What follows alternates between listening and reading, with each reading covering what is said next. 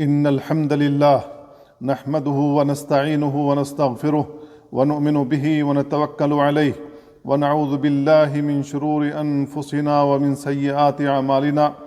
من يهده الله فلا مضل له ومن يضلل فلا هادي له، وأشهد أن لا إله إلا الله وحده لا شريك له، وأشهد أن محمدا عبده ورسوله. أما بعد، فأوصيكم ونفسي بتقوى الله في السر والعلن، فإنه يراكم ويعلم سركم ونجواكم، فاتقوا الله يا أولي الألباب لعلكم تفلحون. عباد الله، إنها التجارة الخفية مع الله، وهي روح الأعمال والإكسير العجيب الذي إذا وضع على نحاس الأعمال قلبها ذهبا خالصا. إنها النية الصالحة.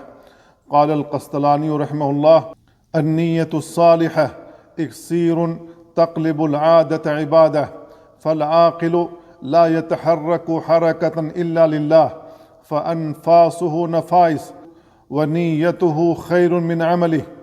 يقول صلى الله عليه وسلم: إنك لن تنفق نفقة تبتغي بها وجه الله إلا أجرت عليها حتى ما تجعل في امرأتك، أي في فمها. وفي الحديث الآخر: أفضل دينار ينفقه الرجل دينار ينفقه على عياله. والأعمال بالنيات. قال يحيى بن أبي كثير رحمه الله: تعلموا النية فإنها أبلغ من العمل. وتجارة النيات هي تجارة العلماء والقدوات، فهم يستحضرون نيات كثيرة في أعمال قليلة، وهذا لعلمهم بالله واتباعهم لرسوله صلى الله عليه وسلم. قال ابن مسعود رضي الله عنه: اقتصاد في سنة خير من اجتهاد في بدعة. ويقول الأوزاعي رحمه الله: لا يستقيم الإيمان والقول والعمل إلا بنية موافقة للسنة. وتجارة النيات تجمع لك الحسنات في أقل الأوقات. قال ابن القيم رحمه الله: عمارة الوقت الاشتغال في جميع آنائه بما يقرب إلى الله أو يعين على ذلك من مأكل أو مشرب أو منام أو راحة، فمتى أخذها بنية القوة على ما يحبه الله كانت من عمارة الوقت. ورب عمل صغير تعظمه النية، ورب عمل كبير تصغره النية. لا خير في كثير من نجواهم إلا من أمر بصدقة أو معروف أو إصلاح بين الناس، ومن يفعل ذلك ابتغاء مرضات الله فسوف نؤتيه أجرا عظيما. قال ابن رجب رحمه الله: فجعل ذلك خيرا ولم يرتب عليه الأجر إلا مع نية الإخلاص. ومن عجائب النية الصالحة أنها تقلب العادات إلى عبادات. قال ابن القيم رحمه الله: خاصة المقربين انقلبت المباحات في حقهم إلى طاعات بالنية، فليس في حقهم مباح بل كل أعمالهم راجحة. قال بعض أهل العلم: عبادات أهل الغفلة عادات، وعادات أهل اليقظة عبادة. والنفقة الواجبة تتحول إلى تجارة رابحة بالنية الصالحة. قال صلى الله عليه وسلم: إذا أنفق المسلم نفقة على أهله وهو يحتسبها كانت له صدقة. قال العلماء: لا يدخل فيه من أنفقها ذاهلا، ولكن يدخل المحتسب فينفق بنية أداء ما أمر به. وهذه النية يغفل عنها الكثير وما يعقلها إلا العالمون. ومثال ذلك أن ينوي في ذهابه إلى الوظيفة طلب الحلال والإنفاق على العيال، وينوي في زيارة الأقارب صلة الرحم والتعاون على الخير، وينوي في الزواج عفاف نفسه وأهله وتحصيل ذرية يدعو له بعد موته. والنوم والراحة إذا قصد بها الإعانة على الطاعات تحولت إلى عبادات. قال صلى الله عليه وسلم: من أتى فراشه وهو ينوي أن يقوم يصلي من الليل فغلبته عينه حتى يصبح كتب له ما نوى، وكان نومه صدقة عليه من ربه. يقول معاذ رضي الله عنه: إني أحتسب نومتي كما أحتسب قومتي. والشهوة المباحة تنقلب بالنية إلى طاعة، يقول صلى الله عليه وسلم: وفي بضع أحدكم صدقة، والبضع هو الجماع. قالوا: يا رسول الله، أياتي أحدنا شهوته يكون له فيها أجر؟ قال صلى الله عليه وسلم: أرأيتم لو وضعها في حرام أكان عليه فيها وزر؟ فكذلك إذا وضعها في الحلال كان له أجر. قال النووي رحمه الله: وفي هذا دليل على أن المباحات تصير طاعات بالنيات الصادقات، فالجماع يكون عبادة إذا نوى به قضاء حق الزوجة ومعاشرتها بالمعروف، أو طلب ولد صالح، أو إعفاف نفسه، أو إعفاف الزوجة. والعبادة مرتبطة بالنيات في صحتها وفي مضاعفة أجرها، وقد تتحول الطاعة الواحدة إلى طاعات متعددة بتعدد النيات. قال صلى الله عليه وسلم: الصدقة على المسكين صدقة، والصدقة على ذي الرحم اثنتان، صدقة وصلة. ومن دخل المسجد لصلاة الفجر فصلى ركعتين ينوي بهما سنة الفجر وسنة الوضوء وسنة تحية المسجد وسنة الصلاة بين كل أذانين، حصل له ذلك في ركعتين فقط.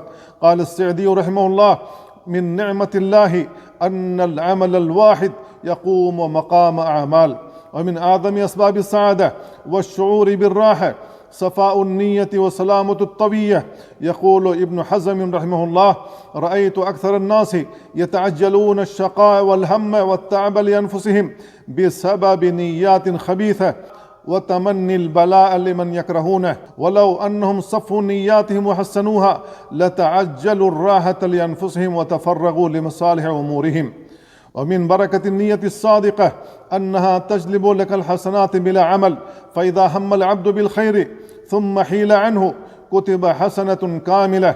قال صلى الله عليه وسلم في إحدى الغزوات: إن بالمدينة لرجالا ما سرتم مسيرا ولا قطعتم واديا إلا كانوا معكم، أي في نياتهم حسبهم المرض.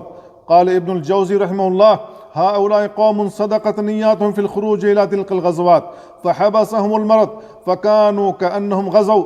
وعلى هذا جميع أفعال الخير متى نواها الإنسان فمنعه القدر كتب له ثواب الفعل. ومن عجائب النية الصادقة أنها ترفع صاحبها حتى تصل به إلى مصاف الشهداء.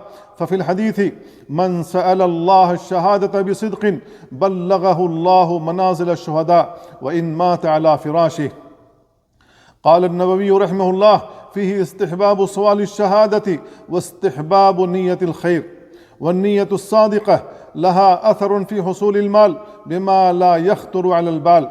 قال صلى الله عليه وسلم: من أخذ أموال الناس يريد أداءها أدى الله عنه. قال العلماء: فيه الترغيب في تحسين النية، وأن من استدان ناويا الإيفاء أعانه الله. ومراقبة النية تحتاج إلى صبر وملازمة، فيلازم الصبر على استصحاب النية حتى لا يفوته الأجر. قال سفيان الثوري رحمه الله: ما عالجت شيئا أشد علي من نيتي لأنها تتقلب علي. بارك الله لي ولكم في القرآن العظيم، ونفعني وإياكم بما فيه من الآيات والذكر الحكيم. أقول قولي هذا وأستغفر الله لي ولكم ولسائر المسلمين من كل ذنب فاستغفروه إنه هو الغفور الرحيم. الحمد لله على إحسانه، والشكر له على توفيقه وامتنانه، وأشهد أن لا إله إلا الله وأن محمدا عبده ورسوله. عباد الله، كم تضيع أجور عظيمة وأوقات طويلة بسبب الغفلة عن النية وإخلاص لرب البرية. وبقدر الجد في طلب الخير ومحاسبة النفس تحضره النية في القلب حتى تصير حاضرة في كل وقت. قال بعض السلف: أحب أن يكون لي في كل شيء نية حتى في طعامي وشرابي. والمسلم الفطن يغتنم هذه الحياة القصيرة بجمع الحسنات بالنيات الصالحات واستحضار النيات في جميع الأحوال والأوقات. قل إن صلاتي ونسكي ومحياي ومماتي لله رب العالمين لا شريك له وبذلك أمرت وأنا أول المسلمين.